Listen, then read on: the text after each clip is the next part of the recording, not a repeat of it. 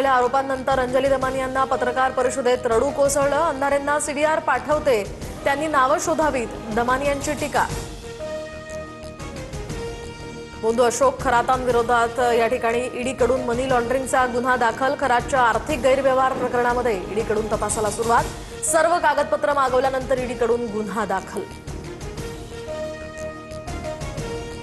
बारामती पोटनिवडणुकीसाठी सुनेत्रा पवारांचा उमेदवारी अर्ज दाखल। दादांचं स्वप्न पूर्ण करण्यासाठी मी माझं दुःख तळघरात कोंडलं, सुनेत्रा पवारांची ही भावुक प्रतिक्रिया।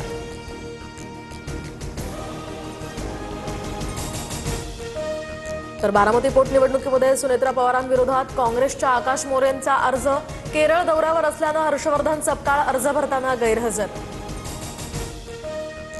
राहुरी विधानसभा पोटनिवडणुकीत मोठा ट्विस्ट। रवींद्र चव्हाण आणि राधाकृष्ण विखे पाटलांसोबतच्या चर्चेनंतर प्राजक्त तनपुरेंची माघार, तर शरद पवारांच्या राष्ट्रवादीकडून गोविंद मोकाटे यांचा उमेदवारी अर्ज दाखल।